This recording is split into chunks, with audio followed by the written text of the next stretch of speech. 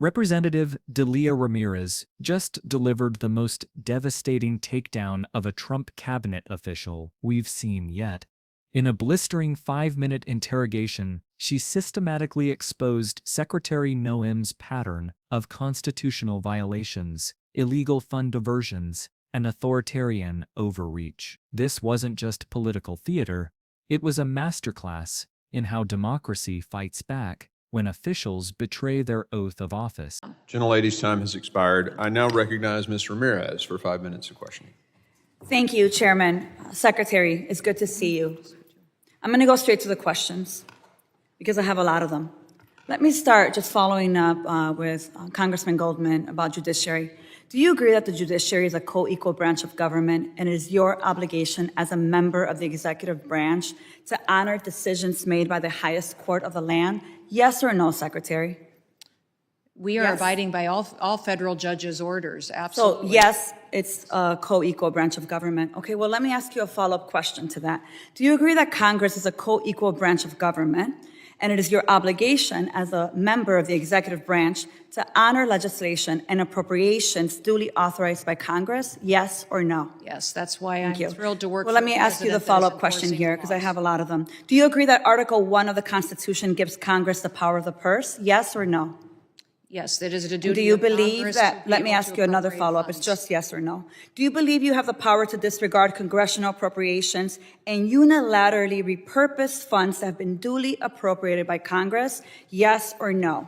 Ma'am, we are not doing that. So the We are answer to using you is dollars no. as to All how right, they well, were it was a appropriated. yes We're or no, ensuring the Secretary. Let me programs have continue. integrity. Interestingly, you said no. But since you've been Secretary, you have repeatedly disregarded the law. You have illegally impounded funds that Congress appropriated and that your branch of government must implement pursuant to the law. Yet you've closed offices established in law, including the Office for Civil Rights and Civil Liberties, the Office of the Immigration Detention Ombudsman, the Office of the Citizenship and Immigration Services, and you've canceled contracts for programs authorized in law, including shelter and service programs and citizenship and integration grants. You've obstructed and roughed up members of this committee as they attempted to conduct congressional oversight, and then you vilified them. But my question is, if they were so bad, why were they allowed to go in after to conduct oversight? Let me just continue.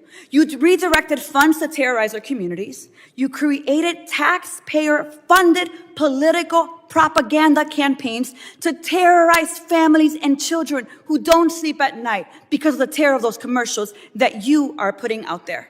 You hold sick, disrespectful press conferences in my state where, let me be clear, you are not welcome. You corruptly used emergency authority to avoid procurement to make Trump's private prison donors richer by directing $45 billion for them to expand ICE detention centers. You defunded work to address real threats to the homeland, all while you pursued college newspaper editors, labor leaders, and even a Harvard scientist who failed to declare frog embryos at the airport. Clearly, we don't have time for all my questions, so I have 13 pages worth of questions that I will be submitting to the record that I expect you and the administration to answer. But here is my final question to you. When you took your oath, did you swear to support and defend the Constitution of the United States of America? Yes or no? Yes, I did. So I find it laughable. You don't behave like someone who takes that oath seriously. And let me tell you why. We don't live in a dictatorship or a monarchy. Trump's will is not the guiding doctrine of this nation, and our country is not a playground for his or your twisted authoritarian fantasies. We are a democracy. We defend the Constitution and we affirm the rule of law. We respect the co-equal branches of government and we uphold our rights, even when we disagree. The foundation of our nation is based on a core set of constitutional rights upon which our prosperity, our pluralism, and our peace depend on it. You, however, have been leading this work for 116 days. And in that time, you have profiled and dehumanized our neighbors. You've betrayed our constitutional commitment to due process. You've deported United States citizens. You've undermined the courts, you've broken the law, you've engaged in corruption, and you've weaponized the immigration system to violate civil rights. As Senator Murphy perfectly stated, your department is out of control. But you're responsible. You have betrayed the sacred fundamentals of your oath. And I believe to my core that you are not fit to hold the office. And I again, to your face, demand your immediate resignation. And I put it and place it on the record for all of us to see. With that, Chairman, I yield back. Generally yields. Mr. Gabarino is recognized. Thank you, Chairman. Secretary, thank you so much for being here today. I'm the chairman of the Subcommittee on Cybersecurity Infrastructure Protection, so I work with CISA a lot. What Representative Delia Ramirez did in that hearing room wasn't just political questioning, it was a constitutional intervention. Over 5 relentless minutes, she constructed a legal and moral case that should alarm anyone who believes in democratic governance. Ramirez opened with the fundamentals, forcing Noem to affirm basic constitutional principles. Yes, the judiciary is co-equal. Yes, Congress controls the purse. Yes, the executive cannot unilaterally repurpose funds. These weren't gotcha questions. They were constitutional literacy tests that established the legal framework for everything that followed. The power of the purse, enshrined in Article 1, exists precisely to prevent executive overreach.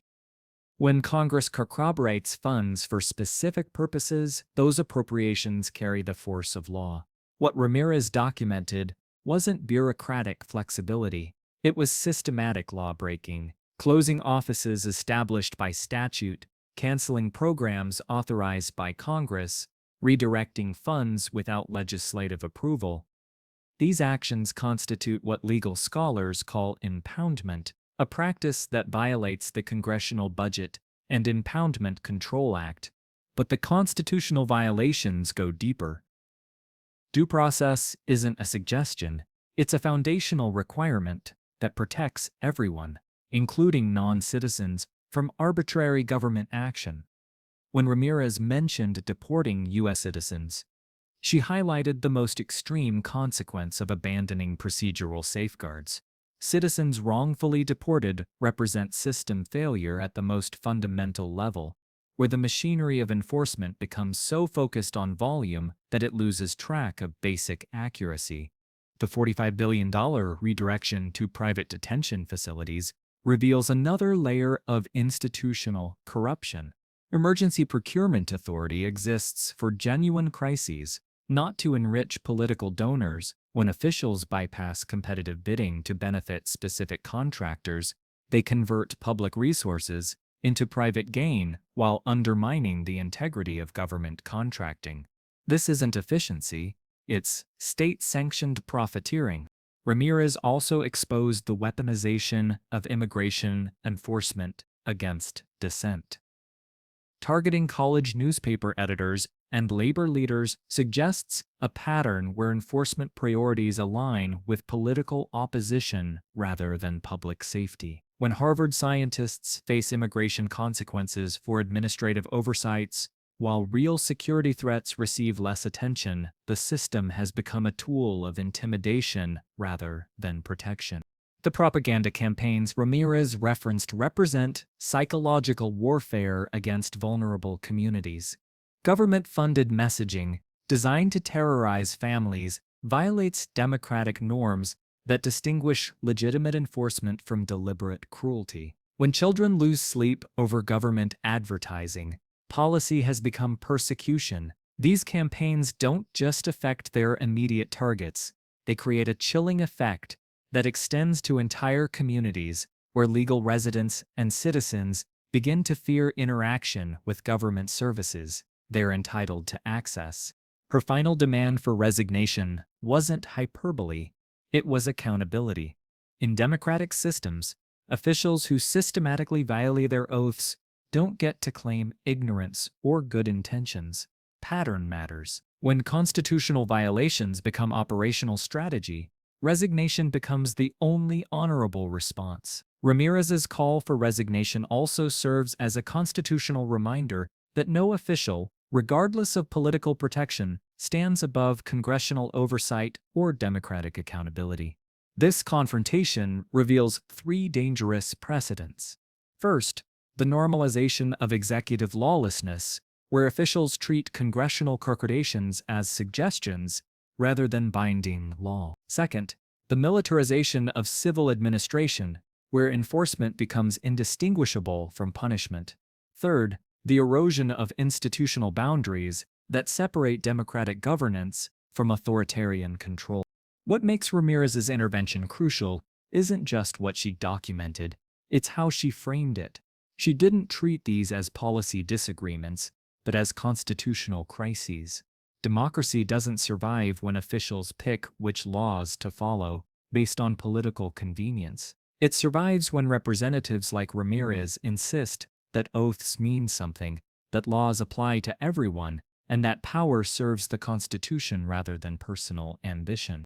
If we want functional government, we cannot normalize constitutional lawlessness just because it serves immediate political goals. The institutions that protect civil liberties and democratic accountability require constant defense, and that defense starts with representatives willing to name violations for what they are.